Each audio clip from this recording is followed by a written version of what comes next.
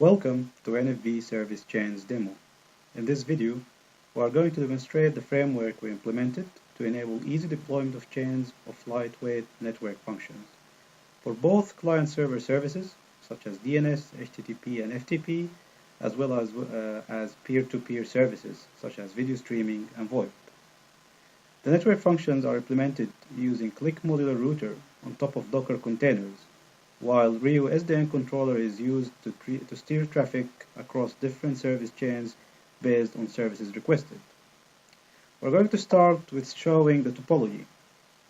So by clicking on the topology page, we can see that we have 3 zones. 2 client zones to the left and 1 server's zone. Each client zone has 4 clients. 2 normal clients and 1 VoIP client and 1 video streaming client. In addition, each client zone has 2 different subnets, while the server zone has 2 DNS servers, 2 FTP servers, and 2 HTTP servers. And the HTTP servers, as they are simple, as they are just return the actual addresses when they are called.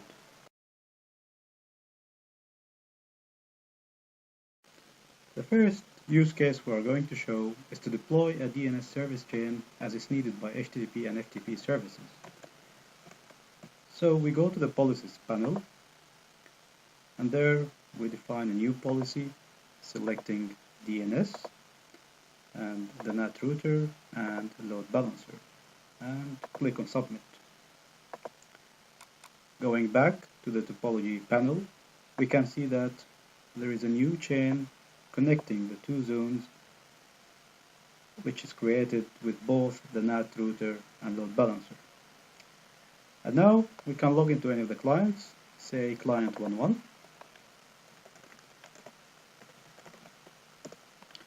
And first let's check that the DNS server virtual IP is configured under /etc resolve.conf. And now let's run nslookup to get first the virtual IP of the HTTP server.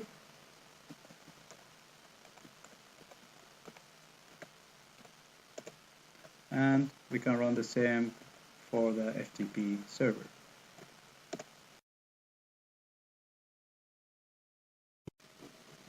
Next, we would like to show the benefit of using a load balancer in the chain. So first, we're going to create an HTTP service chain without a load balancer. So we go to the policies page and define the HTTP chain with only a NAT router. And once it's submitted, we can go back to the topology page and see that the new chain is created.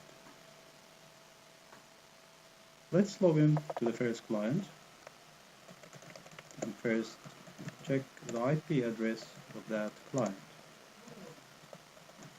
And then we'll run a script that issue an HTTP request to the first server every 2 seconds. And we can see that the responses are coming with the actual IP of that server. If we go to the server side, we can see that the requests are actually coming from the NAT assigned IP, which is 10.0.10.155. Now we can check the CPU usage and go to the monitoring page and look at the CPU utilization, and here we can see that HTTP server 1 is 7.7 and HTTP server 2 is almost negligible. Now we're going to add a load balancer to the chain. Go to the policies and update the HTTP chain with a load balancer. And once it's submitted, we can go back to the topology page and see that now a load balancer is added to the HTTP chain. We go back to client 1.1, and this time we can use the URL since we're going to use the virtual IP. and we can see that the responses are coming alternatively from the two servers, 3.3 and 3.2. Now we can go back to the CPU cycles under the monitoring page, and if we scroll down, we can see that the traffic is balanced now between the two HTTP servers with almost identical CPU utilization. Finally, for this part, we can go back to the latency, or go to the latency page, which is supposed to show two latency charts, one for DNS and one for HTTP. And we can see that the latency range between 6 milliseconds up to 18 milliseconds. Now it's time to get a firewall to the chain. Once a firewall is added, it will allow only one subnet of the two subnets that we have in the client zone. So we go to the policies page and we update the HTTP service chain with a firewall. If no parameter is passed to the allowed subnet, then the default value will be selected, which is, we can see here, is 192.168.2.0. And this is the subnet that client 1.1 belongs to. So if we go back to the topology page, we can see that the firewall in red is added. Now let's log into client 1.1, check the IP address, and run the HTTP request using the HTTP server URL. Here we can see the responses are alternatively coming. If we switch to client 1.2, which belongs to the second subnet, which is not allowed, 3.0/24, and we run the HTTP requests,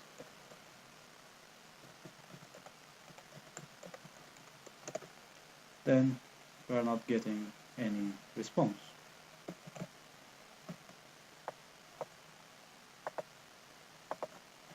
Now let's update the service and put the allowed subnet as 3.0. So first we delete it and then we create a new one.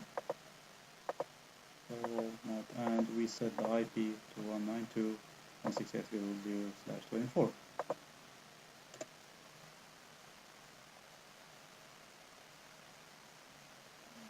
And we log in again to client 1.1.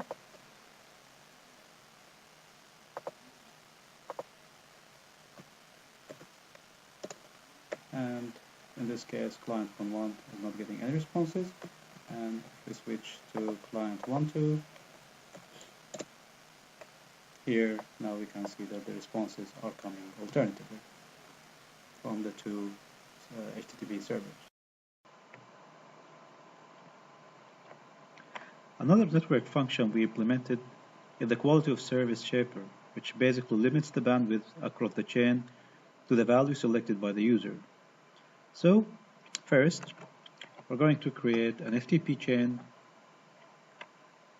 that's going to include a NAT, load balancer, and a quality of service shaper with a default value.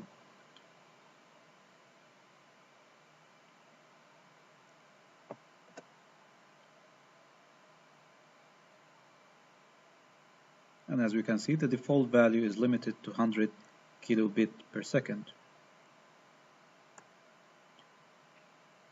Now, let's log in to client 1.1.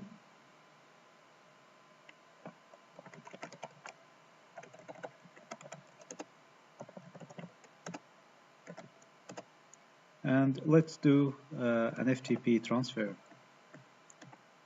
toward the FTP server.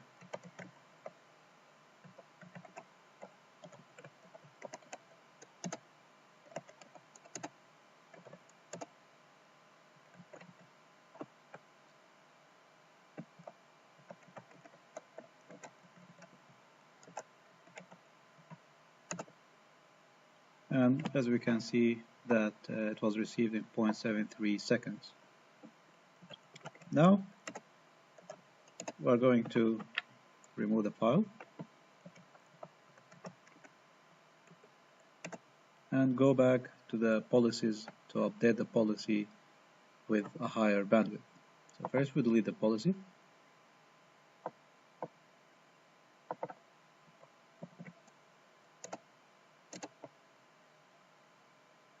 and create it again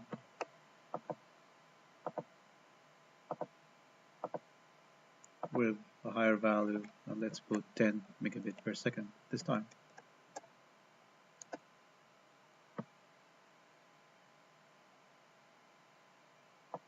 And now you can see it's created. Let's log in to client 1.1 again and do the same FTP transfer with the same file again.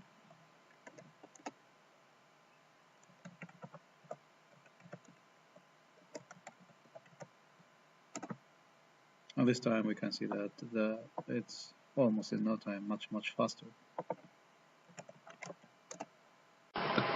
It's also possible to demonstrate the same for the video streaming service in between the peer clients.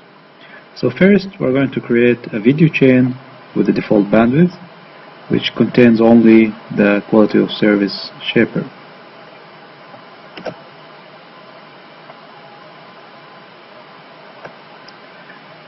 You can see that it's created with the default bandwidth, and then we go back to the topology and log in to the clients. First we start with client 2,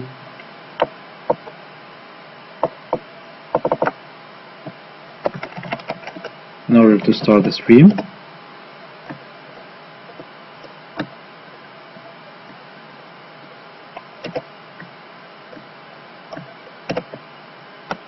And then we log into the second client in order to start receiving the stream.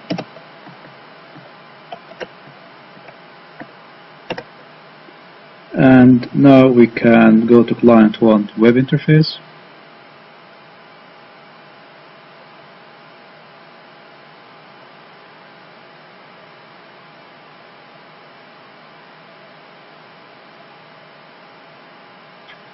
And we can see the video ongoing, but pretty unsmooth.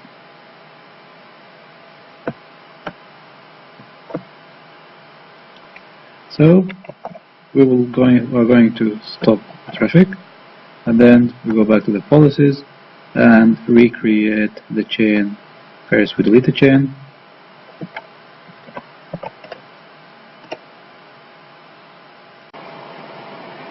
so now we're going to demonstrate with a higher bandwidth and create a chain with 100 megabit per second.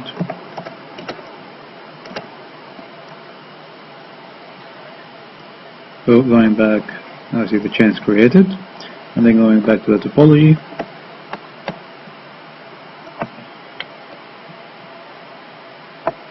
we'll log into the clients to start traffic again. Now going to the web interface of client 1.